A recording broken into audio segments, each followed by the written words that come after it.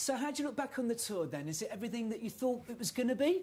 I didn't really know what to expect initially. The crowd reaction has just been up and down the country, just to see a smiling faces, you know, just pleased we're up there doing it again, and vice versa, and it's just, from start to finish, it's just one big party for us all.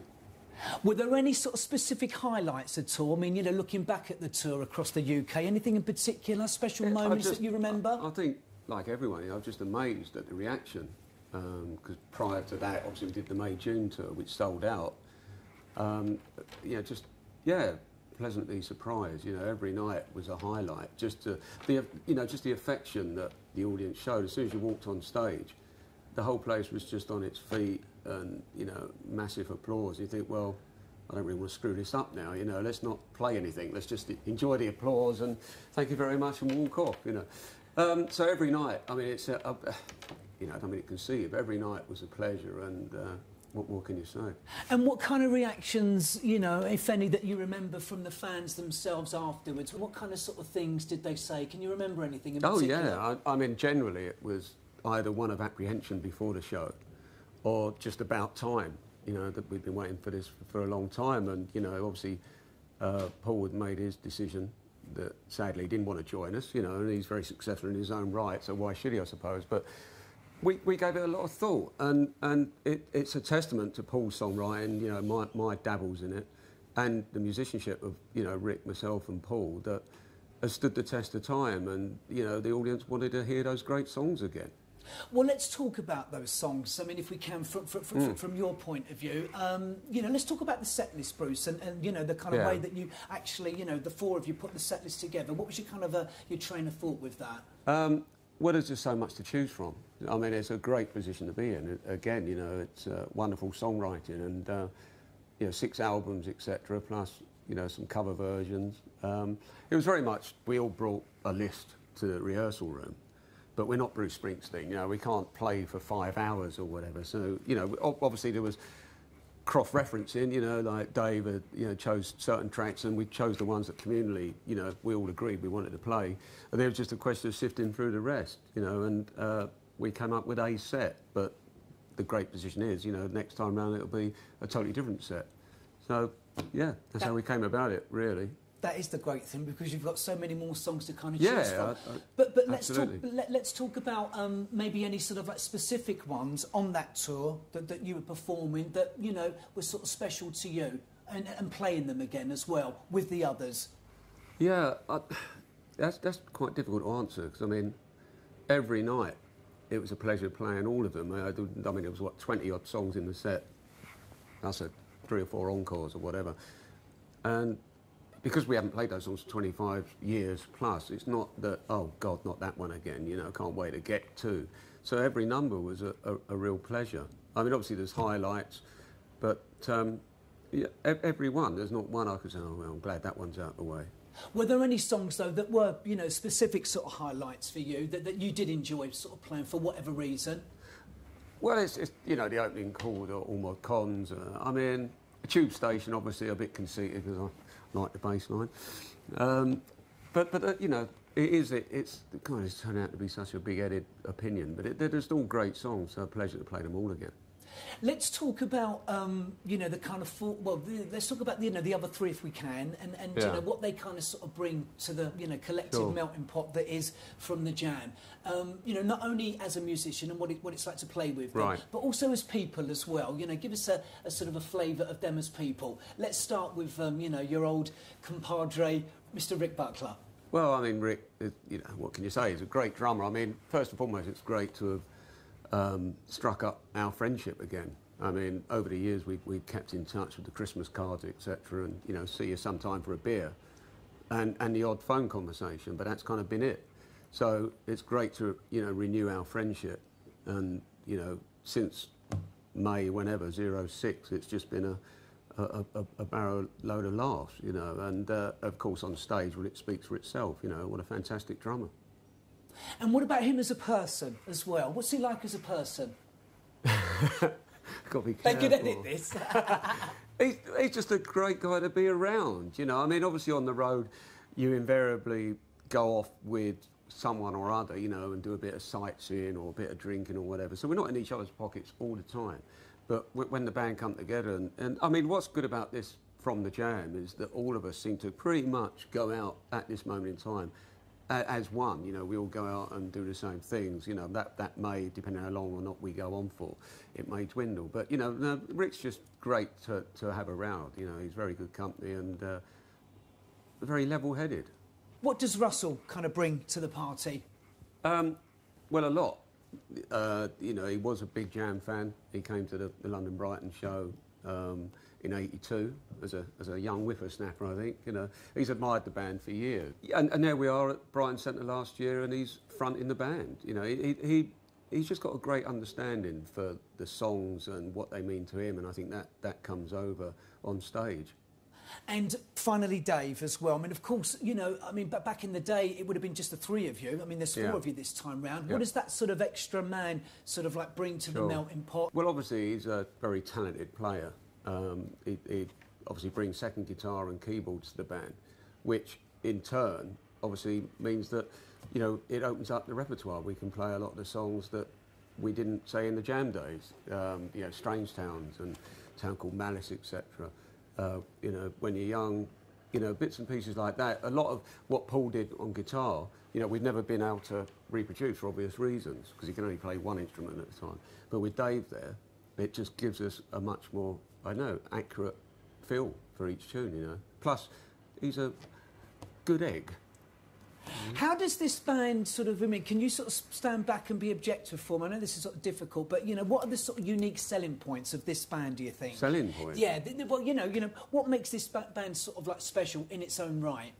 It's basically, you know, we've got a great catalogue of songs, great players, and, you know, it's something that, I mean, veering off slightly, but I haven't said it yet, but, you know, say with the band, that when we embarked on this, we know how dearly the Jam music has been held in Jam's, you know, minds and hearts, and we didn't sort of take it lightly. Let's just go out and have a quick cash in. So, you know, that's certainly not what we're doing. You know, I wouldn't have embarked on it, neither would Rick, if we didn't feel that we're playing those songs with as much passion and commitment as we did all those years ago. So I think that's more where we're coming from. You know, we want to play those songs again. We love playing them. The fans want to hear it, and as I said, you know, we're playing them as well as we did all those years ago. You know, whether you turn that into a financial package, which obviously promoters do, then so be it. That's business, I suppose. I mean, I'm going to ask this, and you know, sort of, you know, kind of sort of, you know, come back at me, but you know, what about sort of like, you know, I guess the critics who would say, well, you know, Paul's not involved. You know, it's not the same. Well, then, I mean, don't come. You know, that's been proven it's not the case. I mean, 99.9% of shows have sold out because, like we said, you know, they want to hear all those great songs again. It is a shame. You know, I personally wish Paul initially had got involved, but that wasn't to be. You know, again, we touched upon that earlier on. That wasn't to be. Russell is doing a fantastic job, as is Dave. So we just go about our business. And what about the future? You know, where would you sort of ideally like to sort of like see this go? Have you kind of thought about that? Are you beginning to think about that now? I mean, I didn't even know a year and a half ago, Gary, this was going to happen. You know, I mean, it is. It's like strange how what path is laid out in front of you or whatever. You know, it's you never know what's around the corner. As I said, I didn't know 18 months, 2 years ago that I'd be joining with Rick and playing as from the Jam. Obviously, there's a lot of touring to be done. You know, we're off again throughout the year, you know, back to the States and Canada, a UK winter tour in December. Live-wise, recording-wise, we're just going to suck and see. I mean, we have got, you know, a couple of months now we've got some ideas, kick them around, but there's no panic. That's another thing which is fantastic. You know, we haven't got a record label breathing down our neck. There's no pressure. We just take it at our own pace. And I'd like to see 1 or 2 new songs in the set for this Christmas, but don't hold me to that. And what about, you know, why was the time right now to do this as well, Bruce? I mean, is this sort of something that maybe, you know, you and Rick have sort of, you know, maybe kind of like talked about before, No, it wasn't contrived in any way. I mean, I just happened to be on the same bill with Rick and his band The Gift, which was obviously Russell and Dave. And I got up and played a couple of numbers with him at Guildford University, and I think this was May '06. which was great, but it was just a one-off. That was, you know, just a bit of fun. The audience loved it, we loved it, and although it was nerve-wracking because we didn't rehearse or whatever, and that was that. And it slowly snowballed. You know, we just didn't, as I say, it wasn't contrived. So we'll just see how it goes. And what about reactions from fans as well? I don't know if we've talked about this already, but I mean, I just sort of wondered, I mean, any kind of, you know, sort of memories of, you know, kind of the reactions from them, the sort of things that they said, what it meant to them? Well, I think we did speak about it earlier. It was, most of it has been really favourable. And it is the closest thing you're going to get to, you know, the Jam reforming is from the Jam with 2/3 of the original band. Yes, I'd have brought back fond memories to like people my age, but like there's a lot of youngsters coming along, you know, teenagers, etc., that either have discovered the Jam music for the first time via their parents, or they've been listening to Paul and his solo work and thought, well, yeah, I really like enjoy what Paul's doing. What else has he done? Oh, he was in a band called the Jam. What was that all about? Checking us out for the first time. So and loving it. I mean, I don't think there's been one. I think I've had one email. From a guy who really thought we should just leave it alone. Well, you know, there you go. Well, you know, the proof is in the pudding. And you know, as I say, we're not taking it lightly. We're playing those songs with as much dedication as we always have done. And if the guy doesn't like it, well, then you can't please everybody. You know, it's not a big-headed, you know, conceited opinion. It's just like, well, just don't come. Nobody forces you to go to a show. And why do you think, you know, the band are, you know, I mean, they're still influencing new bands. Yeah. You know, I mean, the influence, you know, still endures. I mean, you were part of the, you know, the original, you know, sort of like three-piece, you know, an important part. I mean, can you sort of, you know, kind of tell us why you think, you know, that influence is still, you know, very much here in 2008? Yeah, I think, again, you know, it's a testament to the great songs. You know, that most of it, if not all, have stood the test of time, 25 years. They still sound great when you hear the odd track being played on the radio. And it's very flattering that, you know, current bands are citing us as influences, as indeed we did with, you know, the Kinks and the Who, etc. Rick, looking back now, how was the tour for you? Oh, it was great, really was. Really, you know, it's great to see some of those venues again. Yeah. I mean, any sort of like specific highlights, you know, kind of sort of magical moments that, you know, sort of like spring to mind? And if so, why? I don't know. I mean, the whole thing was just really enjoyable. It was just really great to sort of be out there and, you know, sort of having the crowd there with us. I think, you know, the May tour sort of proved that we should be doing larger venues, really. So it was just great fun, you know. It's just nice to be on tour again, you know. And what was it like making that transition from, you know, the clubs and you know, kind of going up a few sort of venue sizes as well? Was that easy, difficult? No, it's quite easy. I mean, it's in some ways it's a lot easier to play the larger venues than it is the smaller ones. The smaller ones, you know, your sight lines are usually pretty bad, and but I mean, yeah, it's a lot more. It's a lot more comfortable to play the larger venues. I mean, of course, you know, compared to, you know, back in the day when there was 3 of you, I mean, there's 4 of you now. I mean, how would you sort of, you know, describe, you know, the sound now compared to, you know, say back in the late 70s, early 80s? And what has that sort of like extra man sort of added to the overall sound?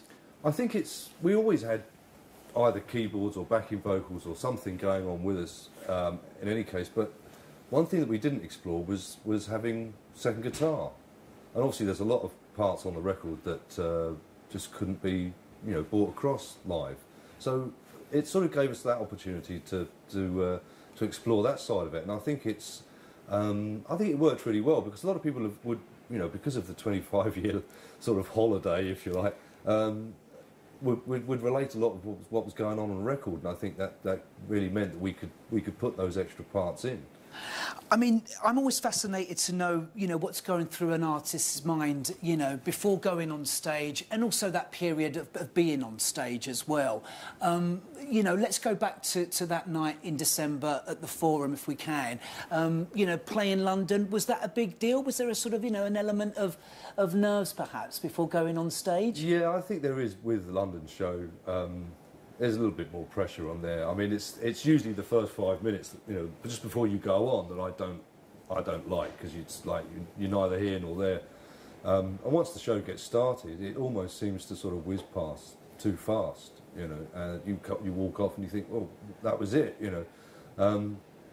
I suppose you don't get a lot of time to sort of sit there and reflect on it in the same way while you're actually trying to concentrate on what you're doing and, you know, etc. But I mean, that just generally, to me, that just says that you've had a good time. Nothing particularly went wrong, you know what I mean, and everything went pretty smoothly. And what about, you know, watching the audience's faces as well? You know, the kind of reaction from the fans. I mean, what do you kind of sort of remember about that? Well, that's great as well. You know, to have an audience there that are into exactly the same thing that you're into, and you know, they're on your side, as it were. And I think that's. It does help a great deal, you know, because obviously in the early days when you're trying to win people over, it's very difficult. But yeah, it's really nice to sort of, it's almost, you know, be back home again. It's you know, to play to the same crowd and to get the same sort of reaction and everybody enjoying themselves. I mean, you said, you know, a 25-year, you know, holiday. I mean, that gap. What's it like playing with this man over to my left again? Tell us about that and you know, how that's kind of sort of like evolved, or how that evolved during the tour. Well, it didn't really sort of evolve. It sort of kicked off straight away. I mean, we found that we, you know, just clicked. Really, it was almost like, you know, there hadn't been a gap. And it's just really great, you know, just... I mean, obviously, there's a lot of you know, good memories attached to what we did, and to sort of revisit them, you know, along with the songs and what have you. It's just been a nice buzz in that respect. I mean, the band are incredibly well thought of. I mean, you know, I don't have to tell you guys that. I mean, you know, they're held in such, you know, high esteem. Did you talk, you know, sort of long and hard about doing this? We did. Well, we did and we didn't. We thought there obviously would. You know, there might be some sceptics out there, or is this the right thing to do, and what have you. But really, I think, you know, we just said to ourselves, well, look, we're just going to do this. You know, we already had a pretty good idea that there was a lot of people who've been waiting for something like this for a long, long time, and so, you know, we didn't really want to get caught up too much in the naysayers and what have you, and just saying, well, you know, if you don't like it, then we can't please everybody.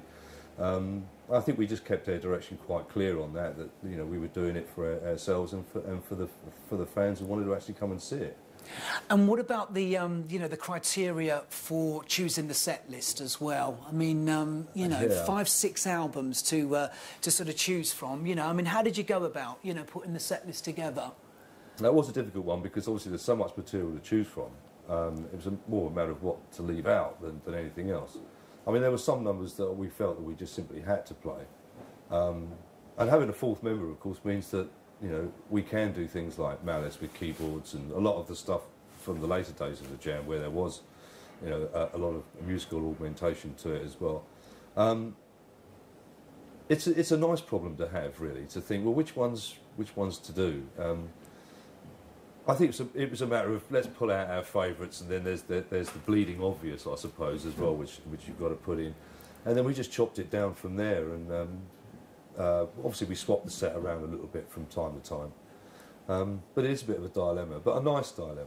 Yeah. I mean, do you have any kind of you know, particular favourite songs, you know, that you can talk about and you know, and tell us why, the ones that you enjoy playing? Well, yeah, I mean, some of the tracks that tended to sort of get forgotten, you know, things like Live from a Window, that one, to sort of rediscover that and to play that live, because it, you know, it didn't really get played a lot in its day, as it were. So, and obviously tracks from the last album, they didn't get a lot of airplay either, you know, things like The Gift and what have you. So it was really nice to sort of, because they're almost like fresh, because you hadn't played them that much, you know, whereas numbers like In the City and what have you, you think, oh no. Have you still got the energy? Yeah, but I still like playing it, obviously. But, you know, some of them were easier to revisit, I suppose, than others. Let's talk about, you know, your relationship with Russell and Dave, because that goes back a couple of years. Can you sort of, you know, tell us how, you know, you three sort of, like, got together? Yeah, I mean, I just, well, it depends where you want to start, really. I'd sort of been in touch with Russ through, I'd seen him in his band, Maximum High. So I used to throw a gig every year for the website, So I think I probably bumped into him there first, and then I did some comparing for the 40th year of modernism, and again Russ was on the bill on that one. And I'd sort of had this itch to get back into playing, so we just chatted and thought, well, why don't we just give it a go, you know, just really for the fun of it. And I think it was then that I sort of rediscovered the strength of jam. The following was still there, and we went out as the Gift with Dave for that year, 2006, and we found ourselves, you know, on the same bill with Bruce, with his band, Casbah Club, and Bruce kindly jumped up and did a couple of numbers with us, which was great fun, because we didn't have any time to rehearse it or anything. It was literally organised the day before. And we did Smithers and Tube Station, I think. And there was a bit of a rumour going around in the audience that this was what was going to happen.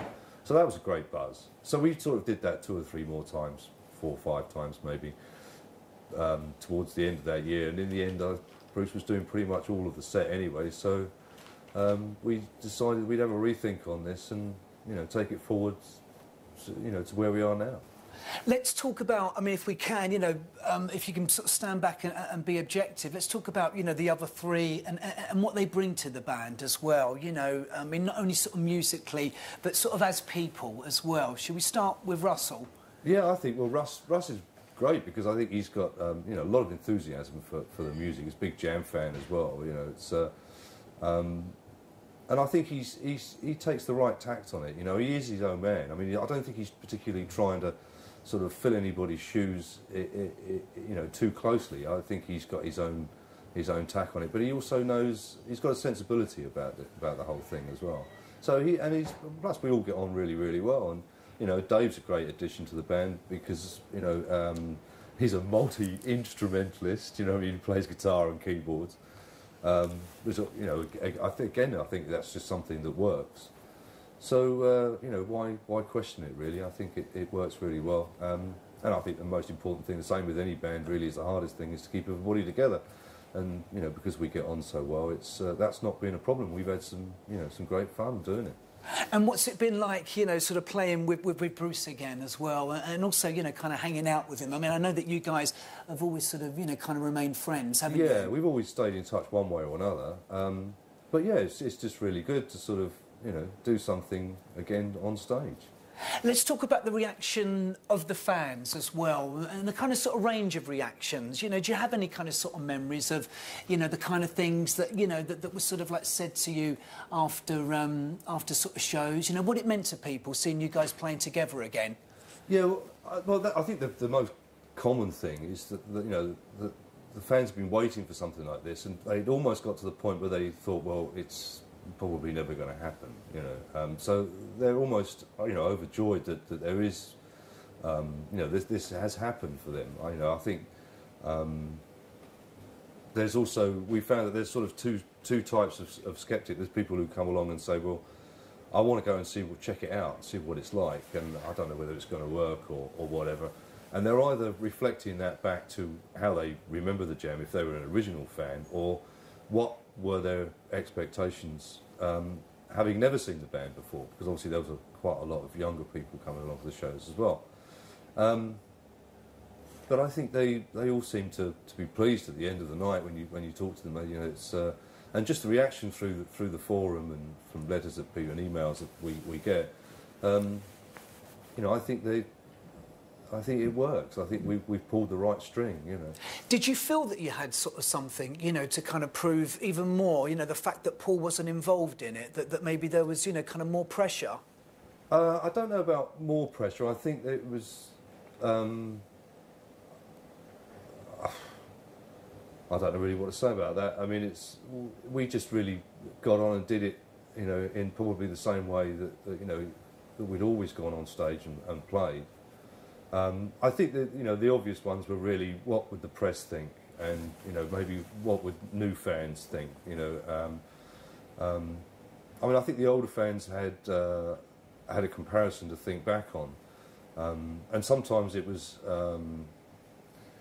you can see that they were either expecting a dance site more than you know, than was possible, or they weren't really sure whether it was going to cut the cut the mustard. What about What about the reaction to it? I mean, you know, not only here, but also, you know, in Australia, you know, America. I mean, has it kind of sort of lived up to any expectations you might have had?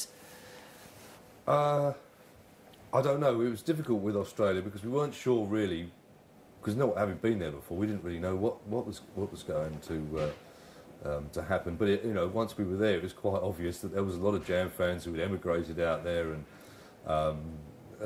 they were really pleased to see us, obviously. And in America, I think we'd had plenty of time for this stuff to sink in with people, and it was nice to sort of go out there and see, you know, a friendly face, if you like. You know, I mean, in America, because obviously memories from years ago, we had to go out there and you know, prove ourselves for the first time. I mean, in a way, it's a little bit more comforting this time to know that you know, the fans are already out there and they know the stuff. They know the stuff. Yeah, exactly. Yeah. Yeah. And what about the future? I mean, where would you sort of ideally like to kind of take this? Well, I mean, it's given us the opportunity to think about new material as well. I mean, apart from, you know, all these other territories that we would like to go out and play.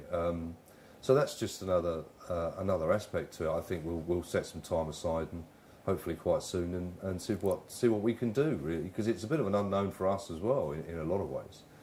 But I think it's worth pursuing. You know, I think we can have a lot of fun there anyway. Russ, looking back at the tour, you know, what sort of memories of it? Was it, you know, everything that you thought it was going to be and more? Yeah, and more. Yeah, a lot more. Glasgow, Newcastle, just everything. The whole way it all came together, really, and the way that the fans, one, accepted me, you know, as doing the role that I'm doing and playing up there. And just loving every minute of it. It's been great. It's been fantastic. I mean, you said about, you know, the way that, you know, the fans have accepted you. Yeah. I mean, you know, there must have been a bit of pressure there. Yeah, for sure. Yeah, there was. You know, I wouldn't deny that. But, you know, I just came out and did what I thought was right. And, you know, played the songs how I remembered them, because I grew up to those songs anyway. And, you know, and held on to the tales of Bruce and Rick and just came out and played them. But, yeah, I was really apprehensive, you know, in some shows I can be more than others. But the fans have welcomed me with open arms, and it's been fantastic for me. Let's talk about the other three before we talk about the other stuff, if we can. And, I mean, I've asked all of the boys this as well, but, you know, what they like to play with, you know, what they bring to the melting pot as musicians, but also as kind of sort of, you know, guys to kind of hang out with as well. Let's start with Dave, because you two go way back, don't you? Yeah, we go back to like 79, I think, 78, 79. We were playing in, I was in his first band back in, about 78, 79 time. And we've known each other all our lives. He's a great player. He plays lots of different instruments, and he's a great friend. And a great musician, and lots of fun. What do you think, I mean, I know it's kind of sort of difficult for maybe you to answer this one, but, you know, you would have seen the band, you know, first time round back in the day. I mean, having four of you playing those songs, you know, how's that sort of expanded the sound? Well, because where I stand side stage anyway, I don't really hear that much of Dave's guitar over there, but, you know, I do hear it when I hear it bouncing back off the walls from the venues. And I can hear those album parts in there played, you know, and I've seen it on some of the playbacks in the past. And it really just expands it that much more, you know, it gives it that whole album vibe, you know. And it just adds another dimension to it, really. Let's talk about Rick as well. Tell us the story about how you and Dave came to be, you know, came to play with Rick. Right, well, Rick and myself, our paths had crossed over, I forget, it was probably about 7 or 8 years ago. We did a show at the Guildford Civic Hall. And Rick had put on a weekend of like a jam weekend of some sort. And the band that we were in, Maximum High, ended up on the line up there. And so that's how mine and Rick's paths crossed. And then we were involved in something some couple of 3 years down the line from that. And then Rick was making noises about saying he wanted to get back in the studio and play, really. You know, because he was seeing what was going on, you know, and you could see he was sort of watching from the wings, you know, and really into, you know, he wanted to play again. So I was round his place one day and he said, you know, I've booked a studio to go in and start playing again. Do you fancy? He knew that I knew those tunes anyway. He said, do you fancy coming in? I said, yeah, sure. So we went in the studio, and there was just, and I invited Dave up. I said, look, come along, play bass. Just put, you know, chip in.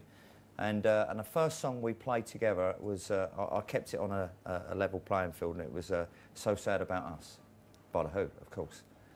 So that was the very first track that we all played together. And then Rick really sort of dug it and thought, well, you know, and he worked really hard, you know.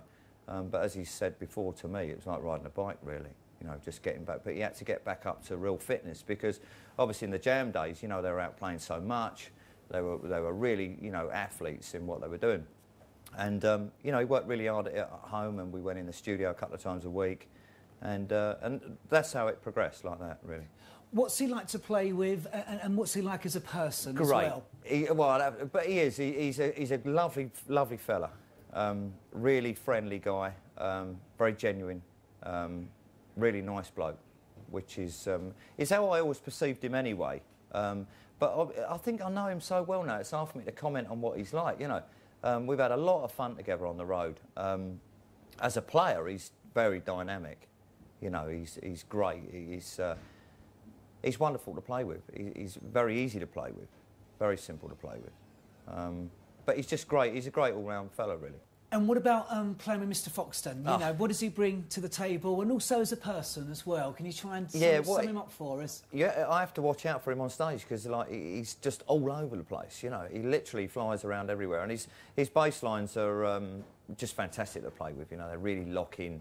Everything locks in so well, and he's a great player. You know, you go around the world and people are always talking about Bruce's playing. He's one of the most defined bass players I probably know, and I've been lucky to play with. As a character, what a character. You know, he's just so funny. We end up just cracked up in airports and hotels and having a great time together. You know, he's a very caring fella. He's a great guy to be with, and great musician. You know, he's brought a lot to the table over the years. You know, his bass lines in particular over the Jam songs are so, you know, renowned. You only have to hear the first couple of notes of it. And I guess that's because of his, you know, rhythm guitar playing in the early days, you know, why he's such a good bass player today, because he just picks the melody lines out, and he's great all round. And pick up the story for us, Russ, as well, about how Bruce came into the picture. I remember being down in, we're in, I think, Cardiff one night, Rick and myself and Bruce. We were due to play the following day in Guildford, and Bruce had phoned up Rick on the phone and said, look, we're on the same bill tomorrow night, because Bruce was with the Casbah Club, and we were going out as the Gift at the time, and he knew that we were on the same bill, and he said, you know, look, we're together in the same venue that night, let's get to do a couple of tunes together. So they agreed on maybe doing Tube Station and Smithers Jones. And I do remember that day that we actually went into the sound check at Guildford, you know, and there was about 30 people in the sound check, really, really waiting with serious anticipation about what was going to happen, you know. And I remember Bruce got up, picked up Dave's bass guitar, played the set through, and played those two tunes in the sound check, and it was I just concentrated on what I had to do, really. But it was a great moment, you know, without a doubt. Can you enjoy yourself on stage? You can. Yeah, I mean, you can. I mean, you're not sort of having to sort of concentrate on what's coming next. You can sort of stand back and enjoy the moment. Sure, I do have to concentrate on what's going on, depending on how I feel on the day, you know. But there's lots of times when I have a real enjoyment in what I'm doing. I enjoy the whole experience anyway. But yeah, in answer to that question, I do have to concentrate on what's coming up. I think like most people do, you know, if you take your eye off the ball, because you know it can get really raucous at some of the gigs. And if you take your eye off the ball and don't know, you know, you're too into what's going on out there, you're not really sort of, you're not playing your best, and you forget maybe what's coming up, you know. So you have to keep on the ball. What do you see when you look out, you know, at that sort of like sea of faces? Yeah, as the same as what I used to see from years ago, but from a different perspective. You know, I always say I've got the best place to watch the gig from. You know, because you can see them all at it. You see, it's interesting because you see that format of people, like the horseshoe shape round the back, which are the people that perhaps would years ago have been right down in that mosh pit. You know, but seeing them really getting off on what's going on, you know, which is wonderful. You know, you were a fan first time round. I mean, you know, what makes them so special? What makes those songs so special, Russell? Those songs to me. It's going to sound pretty cheesy, but I mean, they talked about my life when I was a kid. You know, they just did. And they do today as well. You know, I think Paul's lyrics were just, you know, phenomenal in those days. You know, to write them at the age that Paul was when he wrote them was fantastic. Other bands talk about the Jam being a big influence on them, but you know, I sort of see it, but I've never seen another band come through that had that energy. That when the band used to come out on stage, you know, you'd be breaking your neck to see which one you saw first. You know, whether it was Paul, Bruce, or Rick. And to see that charisma that just turned up on stage, you know, because it was all very much one big unit as I saw it on stage, you know, and it used to just blow me away, you know, the moment the first chord was struck or the first, you know, snare drum was struck. I don't think I've ever seen anything like it since. It was just something that sits in my memory, you know, and always has done. You know, I particularly remember things like Portsmouth Guildhall, you know, when in sound checks and stuff, when they were playing, like Paul was doing Carnation for the first time in the sound check. But lots of that early stuff, you know, with A-Bomb and stuff, Tube Station. Oh, the list is endless, really, about the types of songs that. And it is today, you know, if you pull one song out of the set, somebody will say, oh, but you never did that song there, you never did that song, or but, oh, I loved it when you did this and you did that. You know, to talk to the fans afterwards is great because they've got the same euphoria as what perhaps I would have done years ago, which is, because I've never seen this, because, you know, obviously I'm on stage, but it's doing what it's supposed to do, I guess, and that is all down to the strength of the songs, because, you know, those songs are just timeless, you know, they're fantastic songs and it means so much to people.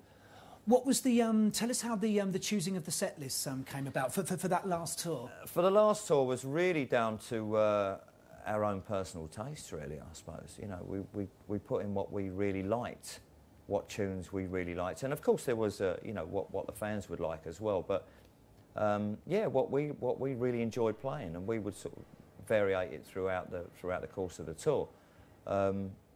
But we did play those, obviously the belters that you get in there, and the way the set is tailed towards the end, and it just goes, you know, to like into crazy time, you know. But yeah, it was. I would guess there was a lot of selfish part of that. Would say, you know, let's put this in, let's put that in. Ones that we love playing, and you know, it's ones not to play, you know, which is hard. What are the ones that that you really love playing, and why? God, When You're Young, I love. Strange Town, I love. To Be Someone is a fantastic song. You know, it's a very clever song. God. Going Underground. Start. Again, the list is endless, Gary, you know. It's like, there isn't one that I don't enjoy. You know, there isn't. I mean, even for In the City, starting in the city. But I guess if I was to go for a favourite today, it would be To Be Someone, where I am this moment in time. For what reason? I guess the lyrics sort of mean so much to me, really, because it's sort of very prominent in how you can be flavour of the month one minute and then not the next, you know. And so I really sort of dig those lyrics, you know. I think it's great. Take us back to, you know, that drink, I think, in Guildford, the four of you. Yeah.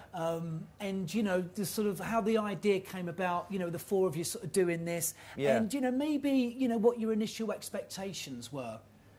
Well, we all met in Guildford on a summer's day without any promoters, without anybody around us, bar just the four of us, and thought, well, you know, let's give our ideas. Are you up for doing this? And I know Bruce and Rick had really given it a lot of consideration, you know, because they knew that how much it meant to the fans, you know, not to tarnish something, you know. And I was aware of that as well, you know. So we just said, well, look, we're up for doing it, you know. Bruce and Rick and Dave and myself were very much into it, and it was a guess who was going to put it together. But that was why the nice thing, if we all four agreed on it, then nobody could interject and persuade us with any other reasons. You know, it wouldn't be money that fueled it or anything. It was purely, you know, it just felt right. The timing was right to do it. Much to other people's misbelief, you know, the way that this whole thing came together was a very natural thing, and I think it wouldn't have worked doing it 10 years ago. You know, our paths crossed at the right times, and it felt correct to do. I mean, I've got to ask this, Russ, because I'm sure, you know, it's been sort of, you know, levelled a few times. I guess there are sort of, you know, some people who will say, well, why isn't Paul involved? And if Paul isn't involved, then, you know, all it's going to be is a sort of, you know, tribute band. How would you sort of answer that? Yeah, you're right. I do get asked it a lot. Paul's obviously very happy doing what he's doing, and successfully so. You know, he's doing a great job in what he's doing with his solo career. And Paul's always been one not to want to look back. They're his words, not mine. But, you know, I go out there and I'm definitely not trying to be Paul at all. You know, I go out there and I deliver the songs in the way that, that I remember those songs, that's all. I come in and put my bit on the table, and that's all I can say, really, you know. There isn't a lot I can add to that. What about the future? I mean, is there any chance of any new songs? Yeah, of course. Everybody's been asking this, and we've been... Yes, there is the answer to that, in short. But we've been so busy on the road. Just got back from Australia. Or am I supposed to say that? Well, we just got back from Oz, so we're due to go into the studio in the next 8 weeks. We've got some great new ideas that we were kicking around on the tour anyway. Dave and myself and Bruce and, well, all four of us really kicked a load of stuff around. So we're just itching to get in there and do it. You know, because we know that people are really expecting this. But we just had to wait until we had some time off. You know, we've been on the road since November. So, yeah, is the answer to that. And so watch this space. What about the kind of range of reactions as well? You know, I mean, you can talk about this, you know, not only the UK. I mean, as you mentioned earlier on, you know, the band have also visited Australia, New Zealand, America as well. Give us an idea of, you know, the kind of reactions that you've got from fans. Yeah, it's been, you know, I remember when we first went to America, you know, I thought, oh, this is going to be sort of quite hard work. But I was really surprised on how culturally they are like us, you know, as far as accepting the music, and they really did know their stuff, you know, which was great. You know, the Americans, they loved every minute of it, and then going down to Australia and New Zealand was fantastic as well.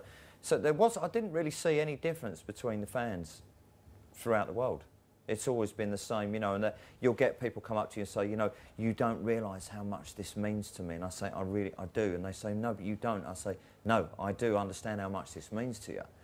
You know, because you know, I see it all the time, and I don't take it for granted. You know, I'm very privileged to be doing what I'm doing, and I love the job, if you can call it a job. You know, the position that I've got, and it's just been great fun all the way along, and long may it continue.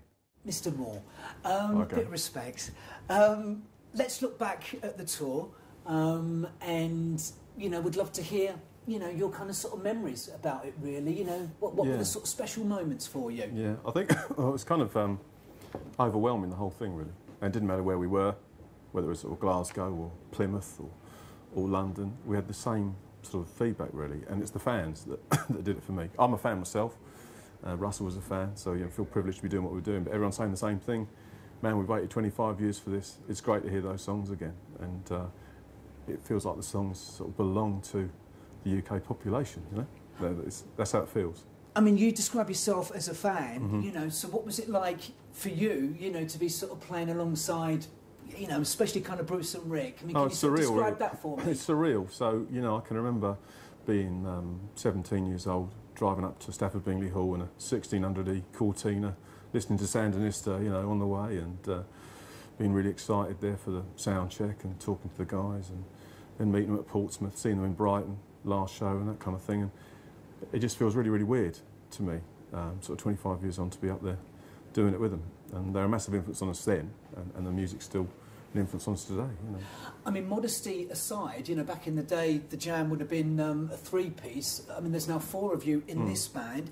I mean, how do you think, you know, the sound of the band compares now, you know, say to back then? You know, what have you kind of sort of added that maybe wasn't there first time round? Yeah, I think it's kind of, when you listen to the album tracks, there's always like little overdubs or little subtle guitar harmonies that were added.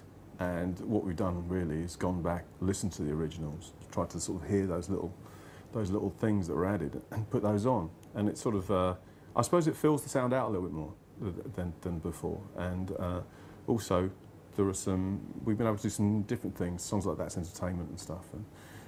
you know, putting drums and bass behind that, and 2 acoustics, and just trying to bring, you know, not to bring it up to date because they were always great sounding records anyway, but just sounds sort of different, more contemporary, fuller, I suppose.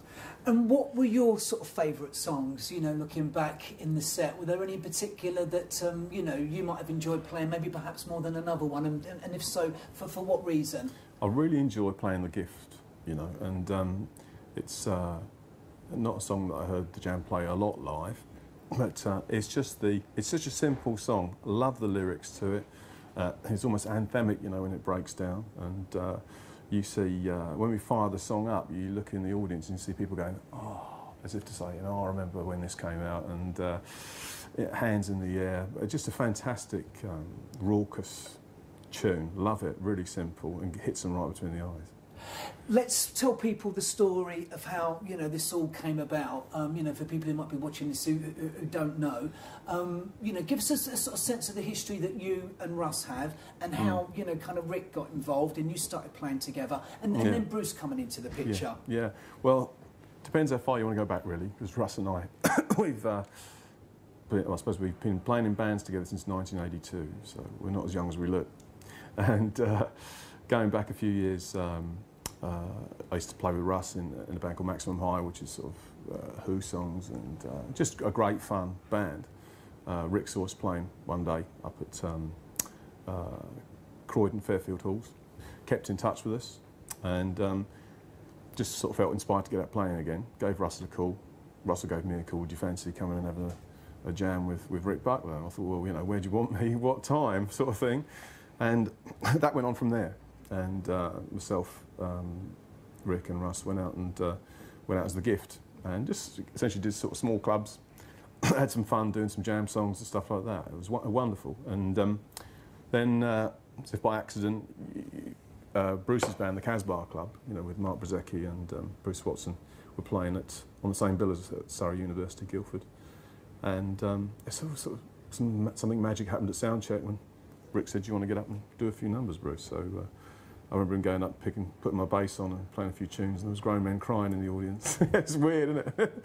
And it kind of went from there. And then we you know, 3/4 way through the set, put my guitar down, invited Bruce up, and the roof came off. And then there was discussions, you know, essentially down the road in Guildford at a bar, saying, you know, what do you think? Do you think maybe we ought to do a few more? And it's just really weird that from that time period to where we are now, 12, 14 months, we've been to Australia, New Zealand, Canada, America, sold out shows in New York, Los Angeles, the Forum, playing the Brighton Centre 25 years after the last show, and it's just kind of surreal. I think Mars and Venus have got to be aligned or something. There's something really strange going on. But it's wonderful, you know, wonderful. So you know, kind of take us back to that night and you guys getting together and, you know, the idea being talked about doing this. Yeah, well, I think immediately after the Guildford show, first of all, there was the fans saying, that was great, and the guys ought to do it, and it's great seeing them back together. Waited a long time for it, and a few weeks went by, and I think Rick and Bruce were talking, me and Russ were talking. We decided to meet Bruce for a drink in a pub just south of Guildford, and sat down there by the river and had a few drinks, and just said, well, I'll tell you what, you know, let's get it together, let's get into rehearsal. I'll jump onto guitar and you know, back up bass for a couple of songs and keyboards. Let's see how it all works, and let's try it. So I just made a few phone calls, really put a small club tour together, and it's just, and that sold out in a week and a half, which was just mind-blowing. And it's kind of, we're sort of pinching ourselves now to think we've been, you know, all over the world, and you know, let's say playing Brighton and Brighton Centre, which was surreal for us 25 years on, and selling out shows up and down the country. Just, yeah, absolutely amazing to think what started as an idea across a bar has ended up where we are now. I mean, obviously, you know, there are going to be a few, you know, detractors who are going to say, you know, well, why isn't Paul involved? You know, and you know, I mean, I guess until there's sort of, you know, new songs, you know, I mean, what is from the Jam? You know, a tribute band or something. I mean, yeah. I mean, you know, how do you kind of sort of equate that? Answer those sort of comments. Well, I think at this stage, if we were to go out and play, you know, some sort of concept albums or new material, I think we'd be shot. You know, people want to hear Bruce and Rick playing the songs that they're famous for. They want to hear those bass lines, they want to hear the tube stations and the pretty greens, and they want to hear all those songs. So I think that, in terms of where we are now, we are being creative and we are writing, and that's great. Being creative is absolutely wonderful. But I think in terms of where From the Jam will go, I think it's always going to be a core of those songs. You know, everyone's going to want to hear Going Underground. If we don't play some songs, we're going to be taken out the back and shot. So it's always going to be 80%, 90% maybe of Jam songs. That's what people want to hear. And ultimately, I think people talk about reunions and that. I think the reunion is Rick and Bruce back with the fans. That's what I get all the time. It's wonderful to see those guys together. It's also a testament to Paul's songs as well. It's wonderful songs, wonderful lyrics. And although those people that lived their life by Jam lyrics back in 1982 are bank managers now and sending their kids to private school and so on and so forth, they still, they're wonderful, absolutely wonderful, fabulous songs. And working with Rick and Bruce in the studio as well, you know that their input too, there's something really sort of, how do I describe it, something magical happens when those guys are playing together. And it must be pleasing as well to have, you know, kind of experienced the tour as well, and as well as a lot of those, you know, fans come in who would have seen the band first time round. But there's been a lot of, you know, much younger kids come in. I mean, I was, you know, playing some records before the band came on stage at Birmingham. You know, the first 2 or 3 rows were all sort of teenagers. What has that meant to all of you? Well, I think that's what's kind of driven that, I think, is I've got young kids myself, it's to keep me in touch, really. And there's kind of not a mod revival as such, but a lot of bands like The Enemy and the Hoosiers and the Kaiser Chiefs, and all these bands all cite the Jam as an influence. And I think with my kids, it wasn't so much about my vinyl collection or what I played to listen to. As soon as one of those bands that they deem as credible mentions the Jam, they think, oh, let's go and check it out. And in the digital age now, they're all listening to iTunes and file sharing and listening to what's what, and I think, oh, this is actually pretty good, you know. It's so I think there's that, and I think there's always been I think there is the parental influence, sure. You know, this sounds like the Jam, have a listen to that, you know. And I think there's that. I think it's a cultural thing, and I don't think the Jam's music is ever going to go away. Let's talk about the other 3 if we can. I mean, individually, you know, as people, and also to play with them as well. Let's start with Russell. Yeah, well, so Russ and I have known each other a long, long time, so I could talk for a long time about Russell. But I think it's interesting that I think the dynamic on stage is pretty much the same as what it is off the stage. So you got the flamboyant ones, you got the edgy ones, you got the steady ones, and we're kind of very much like that off stage too, which is wonderful. So there's a real nice chemistry in the band, and there's nothing that we can't deal with head on or between us, which is great. And I think Russ is really, really passionate about Jam songs and the Jam's music. So when he gets up there, he really delivers it like he means it. And he's got a real tough job, really, really difficult job. And I don't think he does it by stepping into his shoes as such. Russell does it the way Russell loves it. Russell loves the songs, knows the songs, understands the songs, and delivers them the way that Jam fans want to hear them.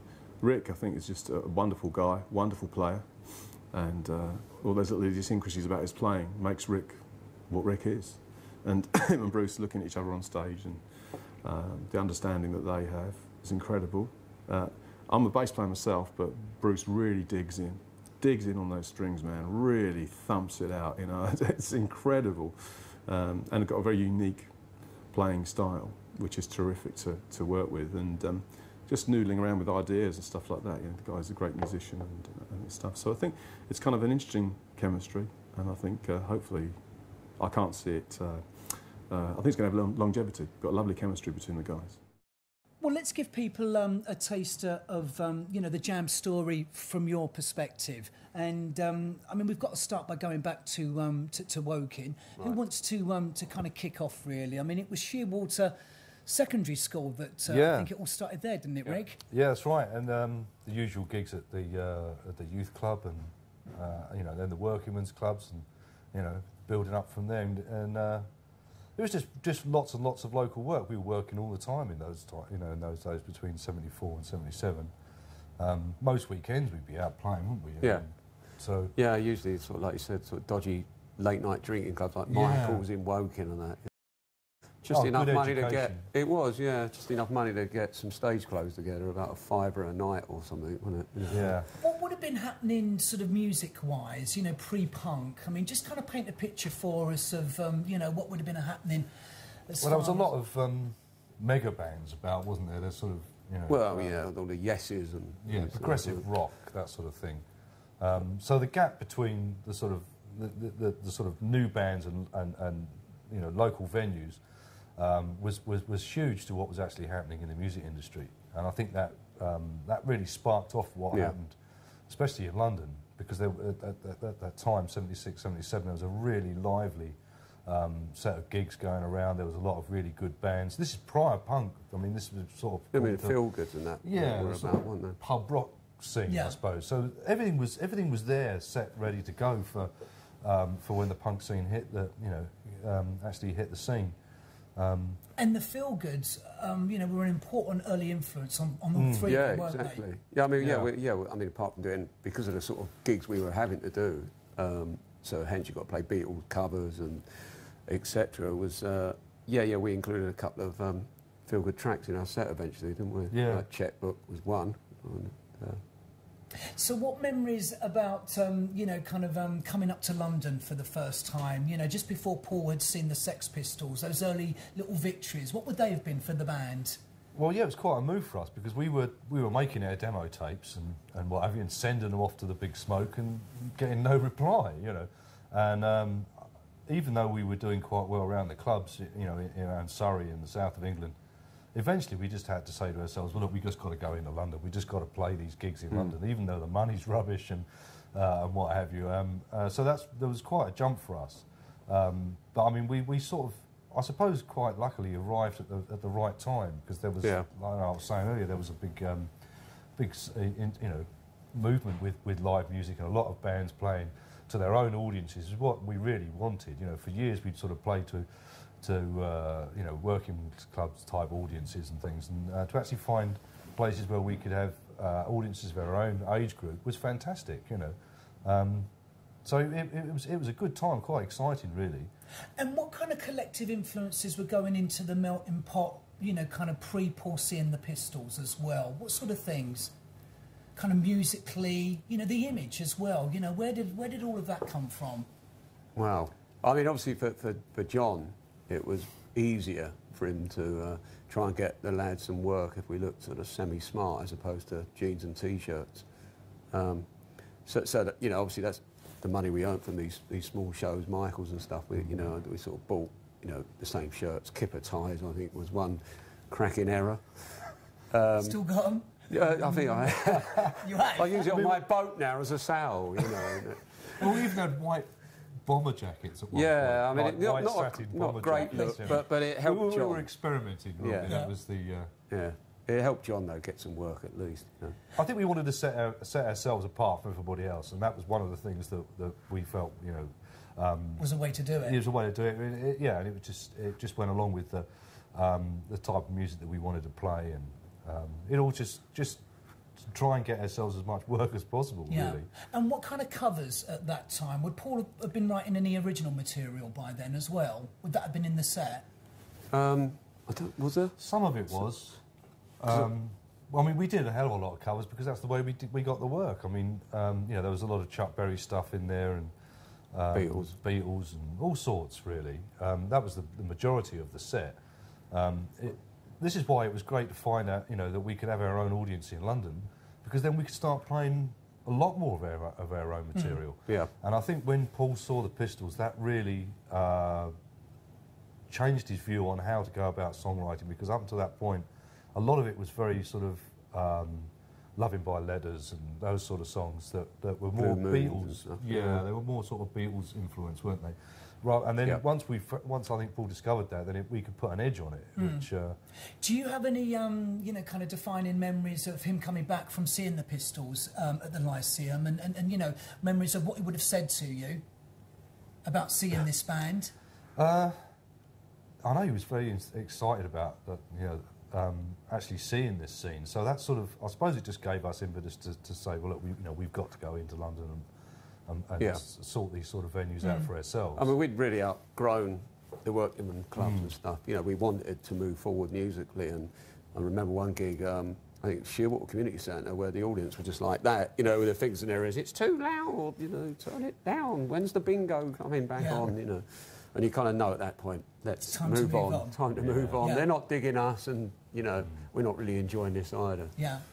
Well, of course, you know, the Pistols were, you know, sort of like snowballing. I mean, you guys played with them as well, didn't you? We did, you know, yeah. You played with them at the Queensway Hall, I think, in Dunstable. Any Yeah. memories of that? Yeah, I mean, it was a bit of a warm-up gig, I think, for them. It wasn't very much advertised. No. And, we got a call only a few days beforehand. That's right, yeah. I mean, They needed a support act. small audience. Yeah, we're your man. We never used to say no to anything, I don't think, you know. So, yeah, we went up there and did it, and that was the first time I saw the Pistols. I was really impressed. Even though there wasn't a lot of people there, you know, you could probably count the audience on both hands, you know, I mean, there wasn't a lot of people. It was a breath of fresh air, wasn't it? Like you said, you know, compared to ELOs and the Yeses, etc., you know. I swept that all away. And the Clash were another important influence, weren't they? Especially, I think, Joe, as far as Paul's songwriting was concerned, writing about things that mattered. Yeah, I think, exactly. You know, moving into London, it sort of put us in touch with a lot of these people, you know. I mean, I think the Clash sort of wandered down the road to see us when we did the Soho Market gig. Yeah. You know, so we sort of found ourselves, I suppose, with some synchronicity with these people that, you know, that we weren't alone, and so yeah, it was a good scene to move into, really, and it had a big effect on Paul's writing. Did you feel part of it as well? You know, despite the fact that you guys were from Surrey.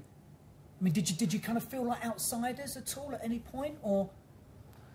I wouldn't really say so. I mean, you know, we were kind of portrayed as the black sheep, the new wave, because we wore suits or whatever. But I think, like Rick said, you know, musically, we had the same kind of sentiment and direction. Let's talk about getting that all-important record deal, because there were a few others who were kind of sniffing around, weren't they, before Polydor? Yeah, there was. Well, EMI actually came down to Michael's, didn't they? There was an interest there, which kind of fizzled out. He mentioned Chiswick Records.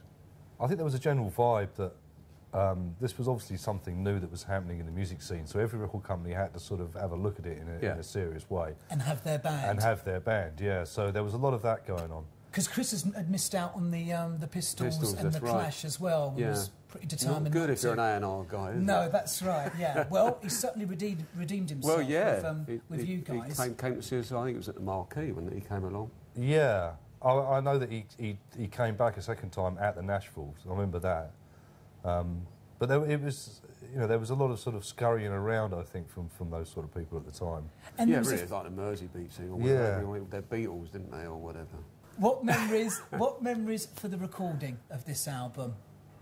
Well, it was all done in Polydor's own little studio, Stratford Place. Stratford Place. Yeah. And done quite quickly, because obviously you could argue that we've been rehearsing for this for 5 years, you know. So it was quite an exciting thing. I mean, for us to actually say, "Oh yeah, we've got a record deal now," you know, that was quite a lovely moment, and to actually go and record it as well. It didn't take that long, about 10 days. 10 days, I think. Yeah, because it was like you about to say. I think, you know, it was primarily our live set. So once, once, you know, that we were plugged in and mic'd up, it was just, just perform your live show. It didn't take that long capturing the sound from every instrument, etc. And 10 days, I think. I mean, you know, some wonderful songs on there. Non-Stop Dancing was a big favourite of mine, Away from the Numbers. Yeah. I mean, I guess we have to talk about, you know, the song itself, In the City, which was, you know, an early important anthem. Would you have any kind of sort of memories? It was your first hit. Top 40, just in there. Any memories of hearing that song for the first time? Yeah, well, there again, I mean, you know, these were all firsts for us, you know. First time we get a single out, then they picked up the album deal, and then the first time you hear it on the radio. I mean, there is a you know, a tremendous buzz going on. You think, oh, you know, I think it was just a great experience then, and it just led on, because we never seemed to have to stop after that. There was plenty of work. We did 2 albums in '77, obviously the Modern World as well. So yeah, it was a lot of firsts, I suppose, and you know, being young and enthusiastic, we were just saying yes to everything, you know. Yeah, I mean, it's a great buzz walking into my local pub and in the city being on the jukebox and all your mates going, it's on. Yeah, I know, it's great, but I'm kind of embarrassed. But then you go to the bar and go, yes, it's fantastic. Yeah. And what about doing Top of the Pops for the first time as well? Any memories of that? Well, to me, it was great in terms of my mum's point of view, because, you know, the next day when she used to work in the bakers, all her friends were coming in and saying, I saw your boy on telly yesterday, you know, and that kind of, because my mum didn't really want me to go full-time into the Jam. She thought, you know, it won't last, you know, stick at being a printer, basically, you know. So but my memories of it was how quietly the show was recorded. You know, it's just played, the playback, the track was played back so quietly that when you're trying to move around on stage, you're kind of deafening the audio. You can't hear the backing track because you're just jumping around on stage. You know, it's a bit of an anticlimax, I think, actually. Yeah, I think the mystery had been lifted. I mean, once you see it on TV and you think, oh, this must be a really vibey show and all the rest of it. When you actually go there and do it, like Bruce was saying, it's a little bit subdued, you know.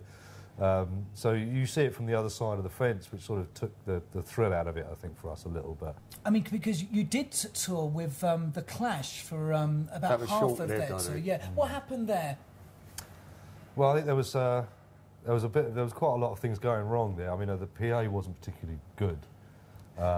There was arguments over the billing of it. Unfortunately, sort of, you know, the labels got involved and it becomes big business all of a sudden, you know, so it was a bit out of our hands. But yeah, you get into the realms of, well, we're not getting use of the lights or whatever, you know, the PA wasn't good enough. And it was just a lot of unnecessary bitching, really, from all sides, I think, you know. So in the end, you just decide, well, it's probably best we pull out then. And do our own tour, which you did. Exactly, and it was almost like the tour that never ended, really. I mean, it was a, you know, ridiculous amount of gigs, wasn't it? Yeah. I mean, what kind of memories of... How many shows did you say we did in the early days? It was a ginormous amount. Yeah, it was only a few shows short of breaking some world record or something, but we knew it at the end. I mean, we were literally at his throats at the end. Because it was just too much. We would always say yes to, oh, give us more gigs, but it did get rather silly that we were constantly doing gig after gig after gig after gig, and but also exciting though, you know, sort of watching people kind of getting into it around the country, you know, playing all these, you know, Glasgow, Liverpool, Manchester, Birmingham, all for the first time. Yeah, and I know sort of knocking Top of the Pops. I mean, that was a great vehicle, obviously, for the rest of the country to see the Jam, because we couldn't be there everywhere at the same time. Well, let's talk about the second album as well, and also the run-up to This Is the Modern World. So, I mean, do you feel, looking back, that maybe it was recorded, you know, sort of too quickly? I mean, I don't. You don't? I mean, because, you know, we introduced acoustic guitars and some slower numbers, I think the press kind of expected In the City too. Maybe some of the fans did, but there's some great songs on that album which we're now playing live that kind of got overlooked at the time. I think it's very underrated. Same goes for you, Rick. Yeah, it was a bit of a shame, really, because we almost moved away from this album almost straight away, you know, and put a lot of our efforts into what the next thing was. But the lineup probably says, I think there's some really good things on there, you know. I mean, it was quite a learning curve for us. The first album was easy to do, as far as we were concerned. The second album was pretty much sort of written in the studio, you know, and this was the first time we'd ever done anything like this without sort of playing the stuff live first or whatever. So there was a lot of things that we had to sort of learn on the way. I mean, you could say we made mistakes with it, but I mean, looking back on it, I think there's some good things on there. I think it was an album that we really had to do, you know, to sort of move on. You know, it's yeah, maybe it was a little too much too soon, perhaps. Maybe it was too much of a radical change, but then we always wanted, and we did through the rest of the albums, push ourselves a bit more, give ourselves a bit more of a challenge, not regurgitate the same songs every album. You know, it's going to get boring, we'll get bored, the audience will get bored. Yeah. I mean, there were sort of, you know, criticisms at the time about maybe the kind of quality of the songs across the board as well. I mean, you know, do you kind of sort of, you know, remember that? Was there any sort of truth, do you feel, in This Is the Modern World? Yeah. Well, I mean, Paul had moved up to London, hadn't he, and was in a relationship. I mean... Well, I mean, my memory of the whole thing was that, as far as the live work was concerned, we were still doing really, really well live-wise. It was only from the sort of press that we were getting bad reviews, necessarily, about Modern World album. So, in what we would regard as the real world, we still felt that, you know, we were moving forward and that, you know... So we, you know, at the time, I don't think we made as many. We don't think we made as many mistakes as the press might have made out at the time, you know. But I think it was just one of those learning curves that we just had to go through. Yeah. Well, let's talk about you know, the third album, which, you know, really saw you know, the band sort of cross over in no uncertain terms. But Bruce, what sort of memories of the you know, the kind of the gearing up for this album, if you like, because, you know, News of the World had been a single and had been a hit, and then I think after that it was David Watts and A-Bomb. I mean, I mean, was there a sense, you know, looking back at 1978, that, you know, for the band there might have been a sort of a sense of like a lack of confidence, but you got it back though, didn't you? Maybe, possibly a lack of confidence. I'm not sure. I don't think Paul ever seemed to lack confidence, you know. But I don't think we did. I mean, it was just, I think, more from the record company point of view. It was like, well, the second album wasn't that well received, guys, in terms of how many units you sold. You know, this is kind of, from their point of view, a make or break. You know, you've got to really come up with the goods this time round. So it probably made us all think more about what we were going to do, what direction we were going to go in. Because there was an attempt to record a third album, wasn't there? But that was sort of scotched, wasn't it, by Chris Parry, I think, who said... Well, we started... we sort of started on some demos, and it wasn't actually, you know, full-blown recording of an album or anything like that. It was just... We started to put a few ideas down, and I think Chris said, well, look, you know, they've got to be better than this in all sorts of areas, the arrangements, everything, you know. Because wasn't that around about the time when they shut us away in Aylesbury or somewhere? Oh, yeah. So some porter cabin, thinking, you know, if you're locked away, you can really write. But I don't think for the Jam it worked like that. You know, we were out in the sticks, you know, particularly like we've touched upon, Paul moving into London. You needed that atmosphere, that vibe, not... You know, I mean, we'd have probably come up with, you know... I think we stole ourselves away in the end, and just went home. Yeah. Because, I mean, it was literally in the middle of nowhere. There was no pubs nearby. There was nothing, was there? No, it was just like insane. So, we were just completely going gaga. Ditch that idea. Yeah. So what about the memories of recording this? This was recorded at Rack Records in St John's Wood, wasn't it? Well, just generally, it was a really vibey studio to be in. One, because I suppose because of the history of Mickey Most and the acts he's had there, the hits and stuff. But the actual studio, in terms of from a band point of view, actually the control room and the studio had daylight. You could see outside to what was going on. I think that was quite important for us, as opposed to be shut away in a basement. Well, it was for me anyway. I'd like to see a bit of the world going by. Yeah, I mean, it must have been, summertime, I suppose, we recorded it, because I remember the weather being really nice. Yeah, a lot of daylight. You know, and of course it was in St John's Wood, which was a nice place to go and do it. And of course, by that time as well, Rick, I mean, Chris had sort of fallen away as co-producer. Right. And, you know, Vic Coppersmith was sort of in the driving. What was he like to work with? You know, what did he get out of the band, looking back? Well, he was very meticulous, wasn't he? Meticulous, and... Yeah, it wasn't... I mean, we're all young, obviously, in those days, and each of us could lose our temper with take 15 or something, you know, and then confidence, you know, or lack of confidence would creep in and say, oh, the song's crap anyway, let's not bother. Whereas Vic would hang on in there and say, no, come on, you know, let's go for another one, we'll have a break. And, coax that out of us, get the best out of us, basically. Plus, he come up with some good production ideas along the way. And Paul's songwriting, you know, really kind of went up a couple of gears with this album as well, didn't it? I mean, it's really difficult, because we've been asked over the years, well, you know, how did this happen? How did you come up with these songs? I mean, they kind of came out, but you knew at the time each track was special. You knew that we really had something good going here. And the sound seemed to really sort of almost... You know, you really kind of got the Jam sound, what, you know, became known later as the Jam sound on this album, I guess, to an extent, didn't you? Or do you not see it like that? I think it was known as that because it was a big turning point, so everything associated with it was the Jam sound. I mean, we pretty much recorded most of these things fairly live, really, and then all, you know, added onto them, rather than sort of constructing them, you know, tiny piece by tiny piece, which a lot of people were tending to do, you know. So we managed to keep a sort of live thing to it as well, I think, which was fairly important for us.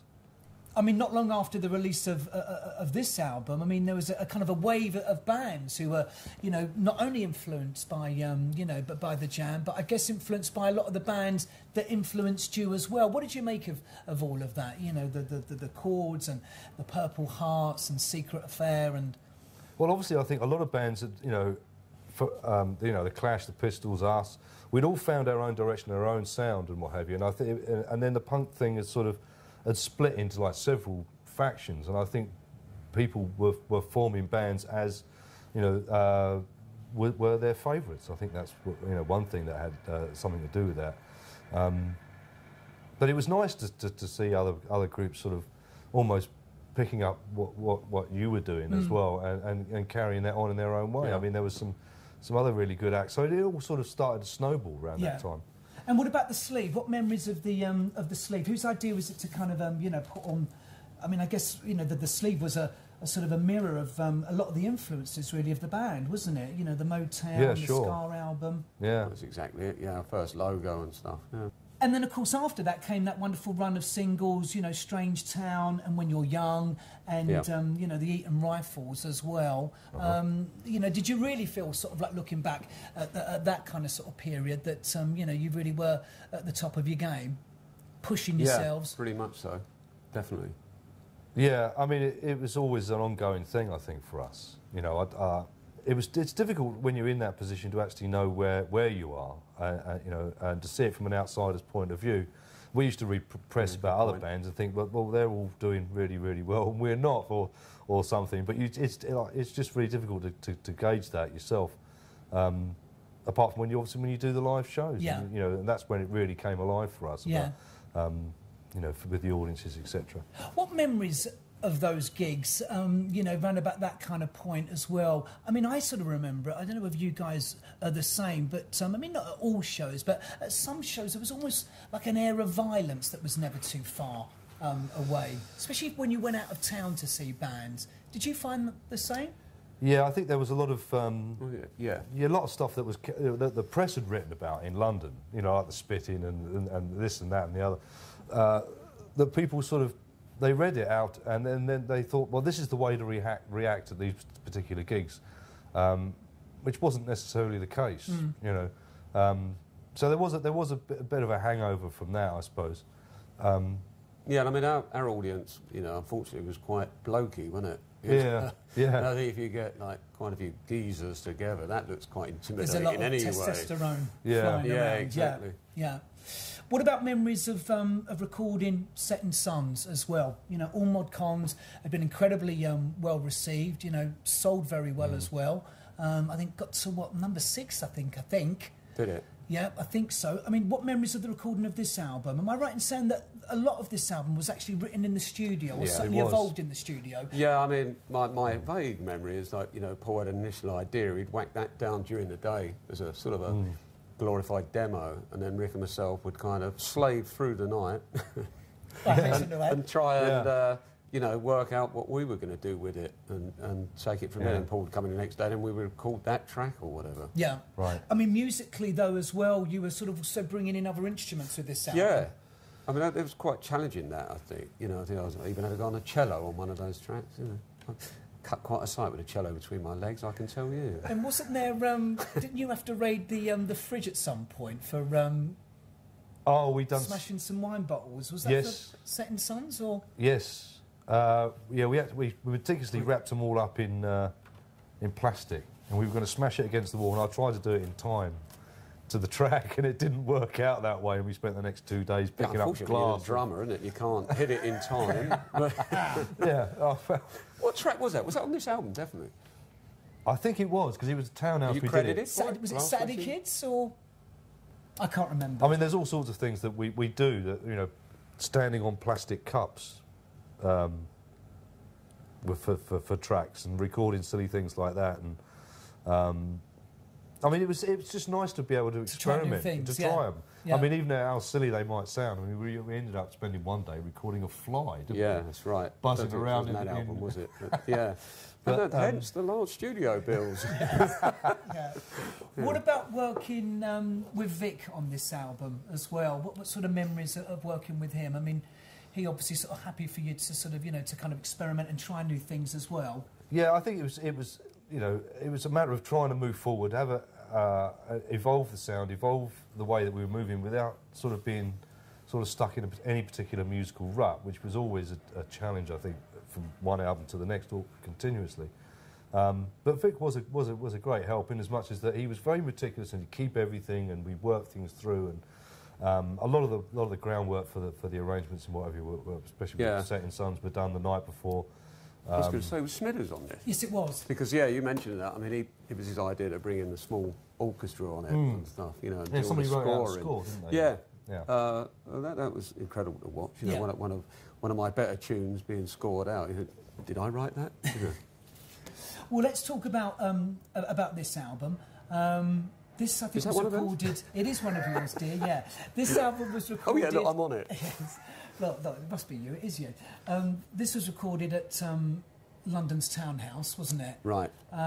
That's why, yeah, we spoke about this earlier on, because it was a great pub opposite. That's why I probably don't remember much about this album. Right, OK. Well, hopefully you do, Rick. I mean, what memories of the recording of this album? You didn't, I mean, looking back, and I mean, you didn't have too much time off, really, did you? I mean, if you weren't in the studio, there were singles, and you were touring a lot. Yeah. Well, I think, hence, that's in the end, that's what took its toll on Paul. You know. Yeah, the workload was fairly intense. I mean, because obviously we were trying to tour everywhere, and it's almost impossible to do that. I mean, you have to sometimes. I mean, we didn't concentrate too much on the States. Because we didn't want to leave Europe and Britain and the rest of the world alone too much.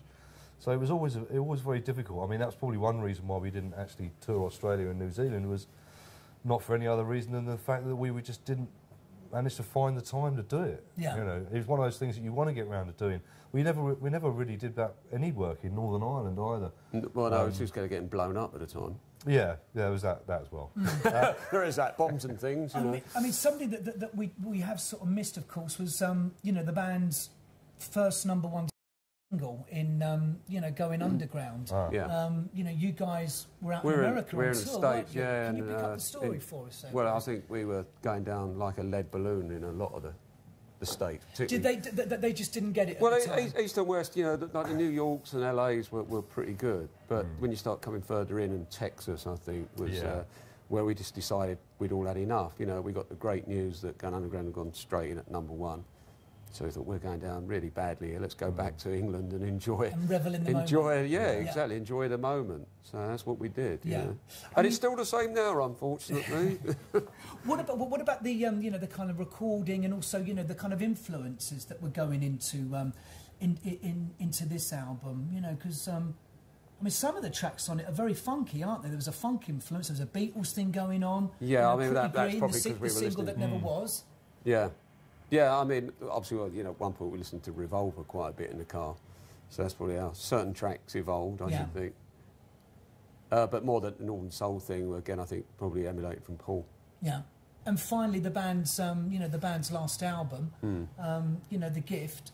I mean, again, any sort of memories of the mood of the band, you know, prior to going into Air Studios? This was recorded, that's right, wasn't just it?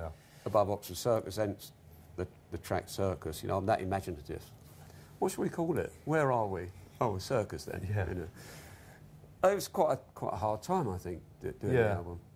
Yeah, it was. I mean, I think because I got the feeling that we didn't, we weren't so meticulous about this album. It's got a lot more rough and ready feel to some of the tracks. But again, I think that was probably just trying to find a new direction, you know, a different way of approaching the same problem. You know, with just a three-piece. Do you know what I mean? So, because obviously there's things like keyboards and brass parts and all sorts of things. Still drums. Yeah, not done by me, I might add. You know, they were great. I thought they sounded really good. That was fantastic. What was that Carnation, or which one was that? The Planner's Dream. Planner's Dream. Planner's Dream. Sorry, yeah. Just as well I'm here, isn't it, really? Yeah, it's a reminder. Well, the thing is, when you screw up, you stop. Good point.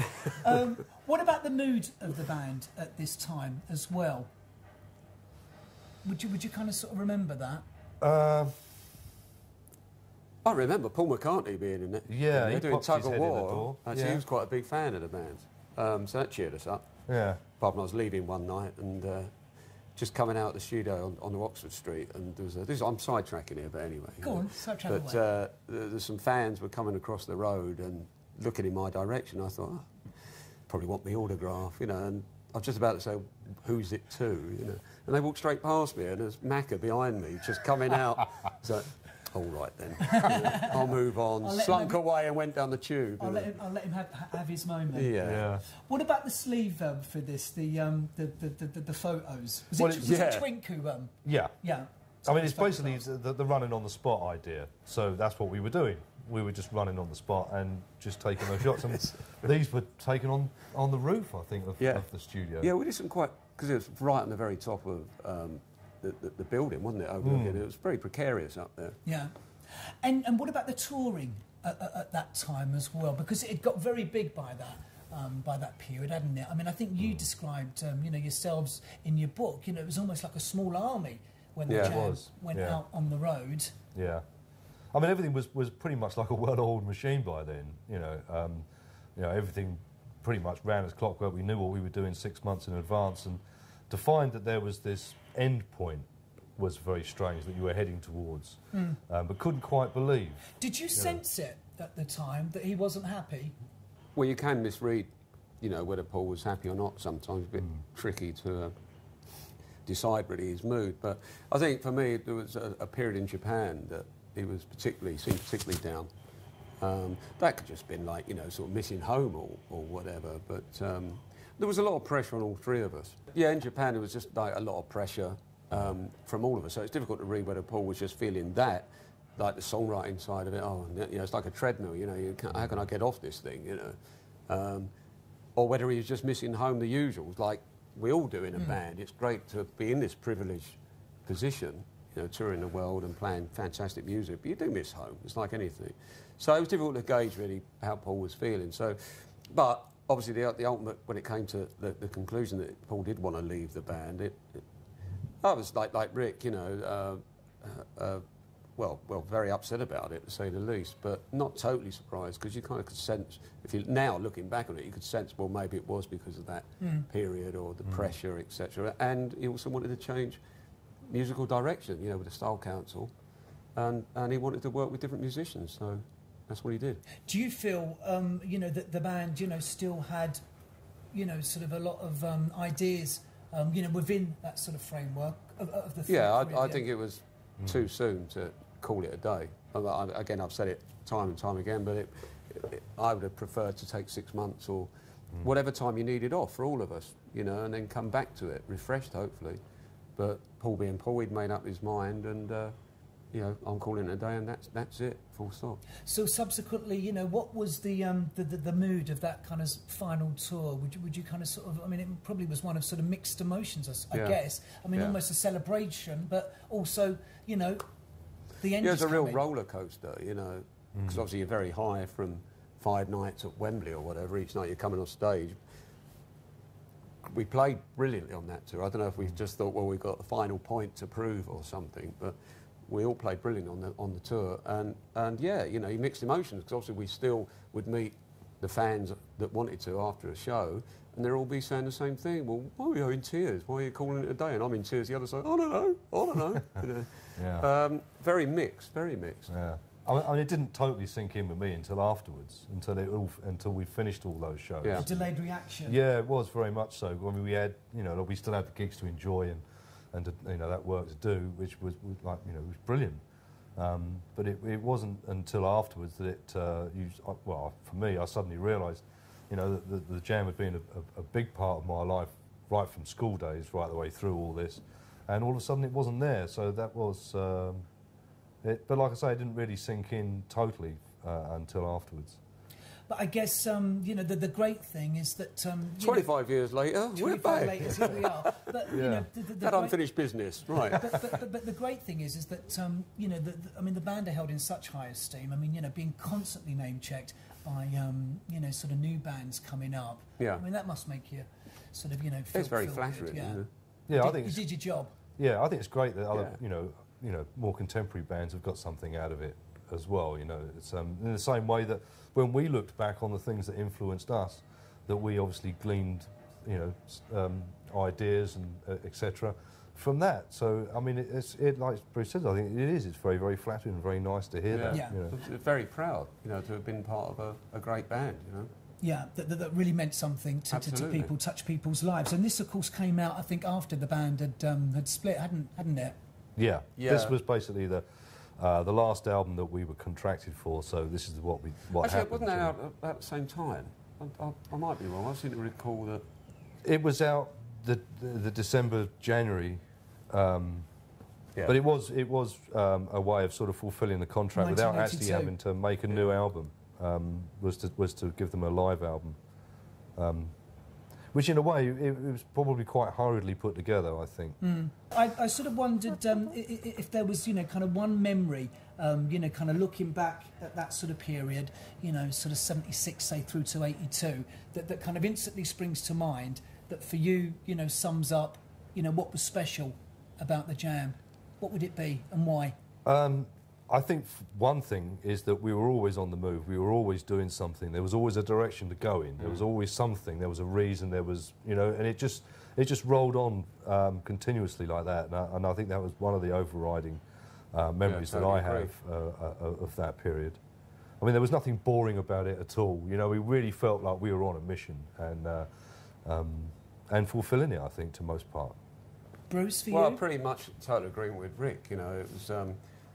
As I said earlier, it sounds a bit sycophantic, but an honour and a privilege to be part of such a great band that, has actually carved out a small piece of history, I think. Well, guys, I'm buzzing after tonight. You must be out of this world. Yeah, it was fantastic. I loved it. Loved every minute of it. It was great. It's really escalated, from May, June, when we sort of launched from the Jam, to be doing, like, the Forum 2 nights, 1,900 people or whatever. The reaction for the whole tour has been amazing. It's like Rick said, the crowd seem to be following us around from town to town. Yeah, that's right. You see, pinching ourselves, don't we? You do, and the crowds. We're coming at the end of this tour now, and it was just great that we're coming into London tonight. At the end of probably 6 weeks on the road, and it's just been fantastic. The crowds have been brilliant. showing themselves in their droves. Well, I saw them back in March, and I took my son to see them, and he's like now the same age as I first was when I went to see them. Wicked. Tonight, speaking to people, a lot of them had seen you in May as well. Right. Yeah, I mean, well, what can you say? They obviously liked it, to come again. Yeah. Gluttons for punishment or whatever. That's right, yeah. Well, I mean, it's been a long tour, and halfway through you thought, God, I've got another, 14 days to go, but now we've only got, tomorrow night here, and then Brighton, that's it, and then we don't want it to end. So you're rounding off in Brighton. That's the big finale, is it? Yeah, it is. But I think I've treated every show as a special show. Each and every one of them. And then we finish in Brighton, and then we go off to America in January. So. Oh, fantastic! Right, yeah. And are you going to Japan as well? Well, I mean, that hasn't been discussed yet. I'd like to think so, because the Jam did quite well out there. Yeah. So, maybe. I mean, you have to ask our agent. But we're open. If the interest is there, we'll go anywhere. I thought it was absolutely brilliant. I really enjoyed it, yeah. I saw the Jam 25 years ago, and it's as close as you're going to get, and I thought they were really, really good. So what did it feel like to be back in London? Oh, it's fantastic. Obviously, Russell and I were Jam fans, so to be actually up here playing with Bruce and Rick, who are our heroes when we were younger, is fantastic. Absolutely great. So brilliant, really, really, really good. I know the guys are really looking forward to this show. Because last time the Jam actually played London was 1982.